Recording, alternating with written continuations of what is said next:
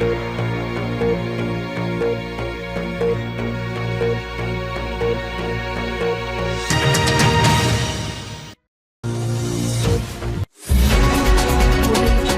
আঙুলে ঘি না উঠলে আঙুল বাঁকা গড়ব, ঘি আমাদের লাগবেই, ডাক্তার তাহের।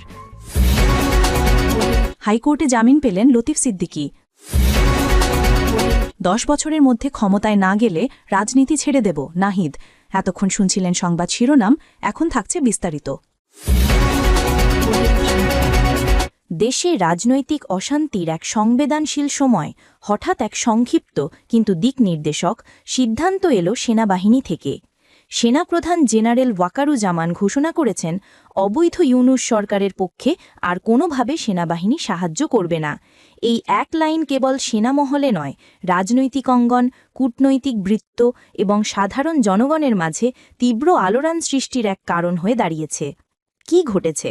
কয়েক সপ্তাহ ধরেই সেনাবাহিনীর উচ্চ কমান্ড স্তরে চুপচাপ এক নিমগ্নতা চোখে পড়ছিল। হঠাৎ করেই উচ্চ কমান্ডের মুখ থেকে স্পষ্ট ভাষায় বলা হলো, আমরা আর কোনো রাজনৈতিক দলের বলি হতে পারব না। এরপরই সেনাবাহিনী মাঝে বিভক্ত হয়ে পড়া সদস্যদের উদ্দেশ্যে একটি অনুপ্রেরণামূলক বার্তা দেওয়া হলো। সব সেনা সদস্যকে ব্যারাকে ফিরে যাওয়ার আহ্বান জানানো হয়েছে। এই ঘোষণায় রাজনৈতিক মহলে প্রশ্নের ঝড়। সেনার এই আচরণ কিসের ইঙ্গিত দিচ্ছে? দেশের নিরাপত্তা ব্যবস্থা থেকে নির্বাচন প্রক্রিয়া, সবকিছুই তো আগামী কয়েক মাসে টানটান মুহূর্তে রয়েছে। সেনাবাহিনীর এই অবস্থান কি শুভ সংকেত, নাকি নতুন অস্থিরতার সূত্রপাত?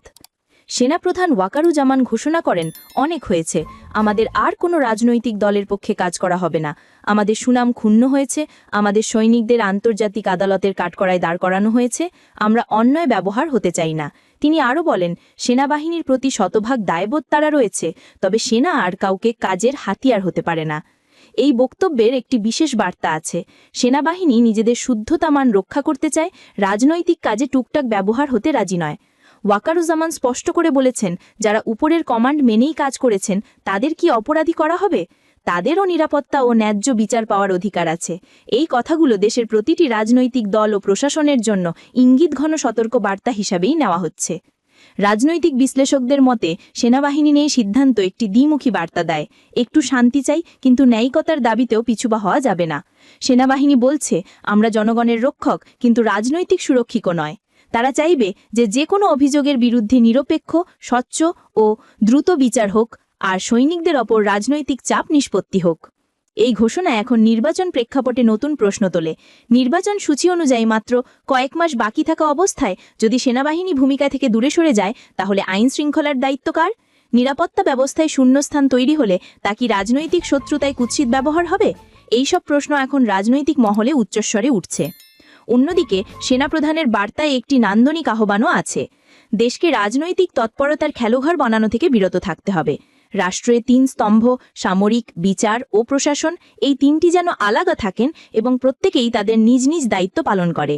সেনাবাহিনী নিজেই বলছে, আমরা জনগণের পাশে আছি, কিন্তু রাজনৈতিক মঞ্চে পুতুল হতে চাই না। শেষ কথা, এই ঘোষণার আভাস বহুমাত্রিক। এটি শুধু সামরিক নির্দেশনা নয়, এটি একটি নীতিগত বিবৃতি। সরকার, রাজনৈতিক দল, বিচার ব্যবস্থা ও সাংবাদিকতা সবাইকে এখন ভাবতে হবে, দেশের ভবিষ্যৎ, ভোটের নিরাপত্তা ও নাগরিক শান্তি রক্ষায় কাদের কি ভূমিকা থাকবে, এটি সবার সম্মিলিত দায়িত্ব। সেনাবাহিনীর এই অবস্থান দেশের জন্য সতর্কবার্তা।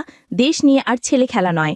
এরপর যা হবে তা সিদ্ধান্ত নেয় দেশের নাগরিক রাজনীতি, প্রশাসন ও ন্যায় বিচারের ওপর।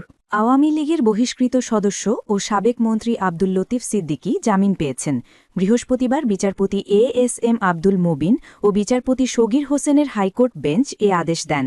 জামিনের বিরুদ্ধে আপিল করার কথা জানিয়েছে রাষ্ট্রপক্ষ। এর আগে গত 29 অগস্ট এ মামলায় সাবেক মন্ত্রী আব্দুল লতিফ সিদ্দিকী, হাফিজুর রহমান কার্জন, মোহাম্মদ আবদুল্লাহ আল আমিন সহ 16 জনকে কারাগারে পাঠানো হয়।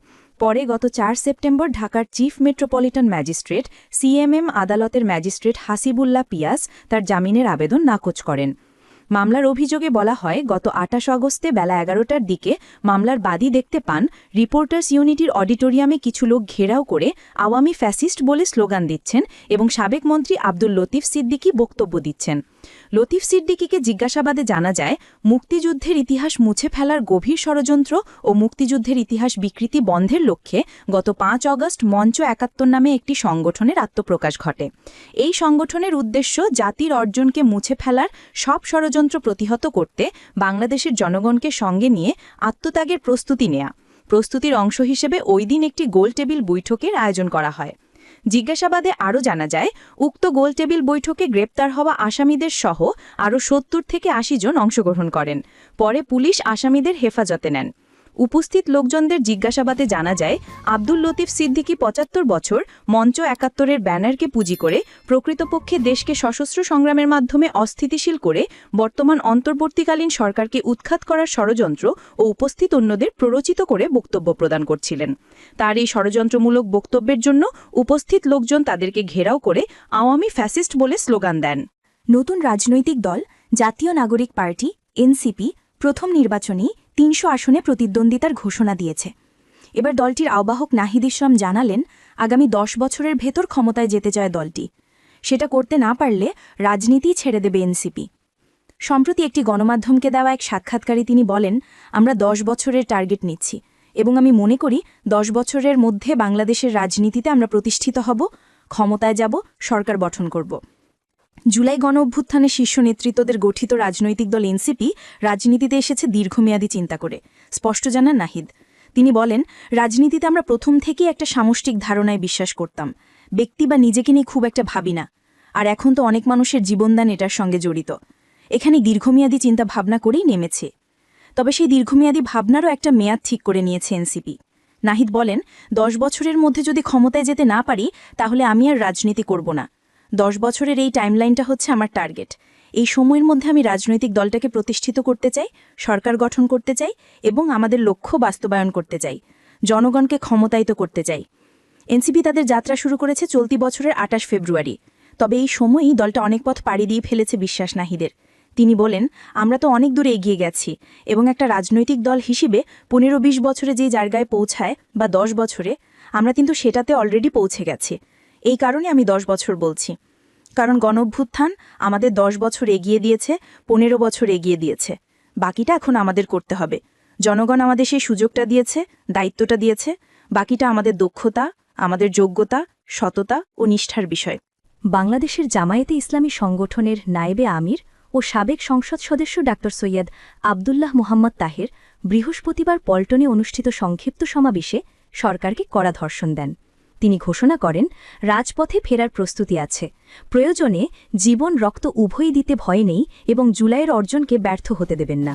তাহের বলেন, ষড়যন্ত্রকারীরা পরাজিত হবে এবং জুলাই সনদ গণভোট সম্পর্কিত পরবর্তীতে দেশের সংবিধানে অন্তর্ভুক্ত হবে ইনশাআল্লাহ। তিনি উপস্থিতদের উদ্দেশ্য করে বলেন, আপনারা চালাকি শুরু করেছেন, আমরা সেটা বুঝি। আপনারা যতই চালাকি করুন, আমরা আমাদের দাবি আদায়ের উপায় বের করব।